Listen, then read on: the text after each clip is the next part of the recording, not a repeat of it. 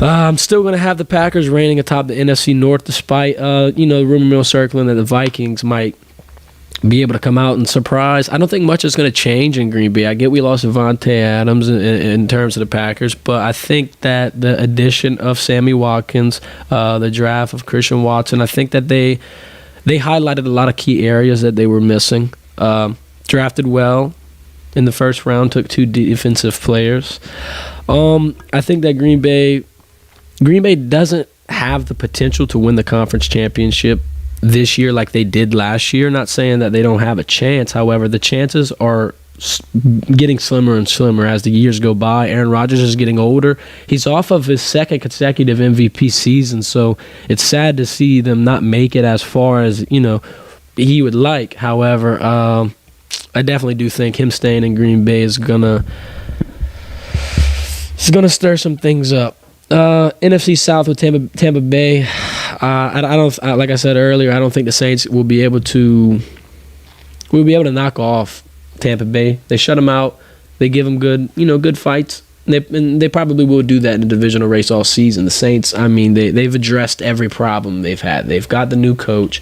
They've got although it is still someone in that same system and then Asylum, but they got the new coach. Kamara will be starting the season off on a suspension, but it might be a blessing in disguise. Maybe Kamara doesn't get hurt now. Maybe Kamara's workload, is shortened in the beginning part of the season. He's going to be able to play after his 4 to 6 game suspension. He'll be able to play the final 13 to whatever games left without he pretty much gets a rest. He doesn't get to it's trying to make a bright side out of a bad situation. Not much else you can take away from it.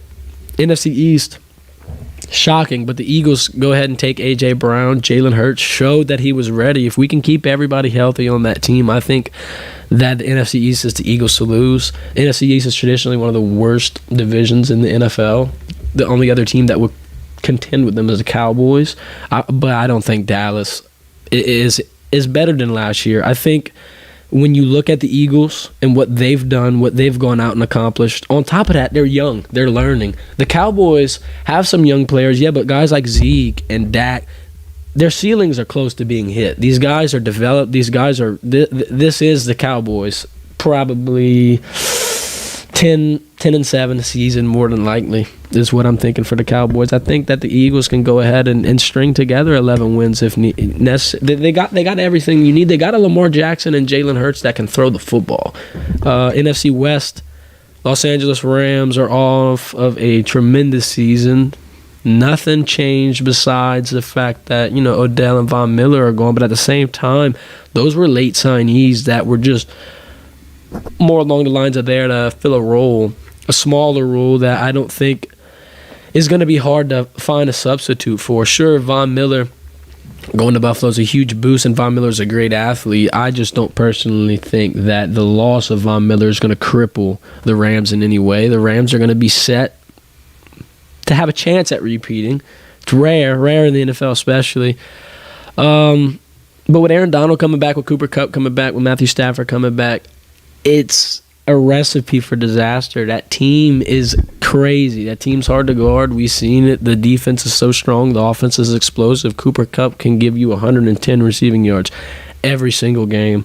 Moving into the wild card, like I said, the Saints will probably scratch that. The Saints will definitely give Tampa Bay a huge fight all throughout the divisional race.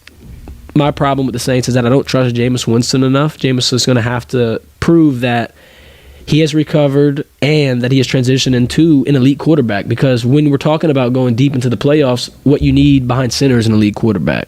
I'm not saying Jameis Winston can't be that. However, he has the tools now to prove that he is one. He's got Jarvis Landry now. He still has Kamara. Michael Thomas is coming back. You got Chris Olave. The defense is still impenetrable. The Saints have all the tools necessary. There's no more excuses now. It's do or die. The Saints wanted to rebuild a team. If Drew Brees was behind center with this team, the Saints would have to be top 5 Super Bowl favorites at least. This is the team that Drew was waiting for. I'm going to go ahead and put the Vikings in the wild card as well. Great team. I just don't think they're ready to win a division yet. I don't think behind Kirk Cousins, I don't think you can trust them enough. Kirk Cousins' record as a starter is barely above 500. And he's made over $100 million, which is crazy. Kirk Cousins is just getting away with the bare minimum, getting max contracts. And then I'm going to put the last wildcard spot to the Arizona Cardinals. Arizona has a great team, and they're still getting active as well. They're still getting out there. Man, I don't think that Arizona is going to be able to take the division from the Rams. J.J. Watt is great. Kyler Murray is great, and he gets new weapons as well. But I just don't think that anybody's going to be able to knock off the defending champions, because what the Los Angeles Rams bring to the table and experience now is insane. I don't think anybody's going to be able to match that in that division. You're playing this team twice a year. They're going to get the best of you. These guys know you ins and outs.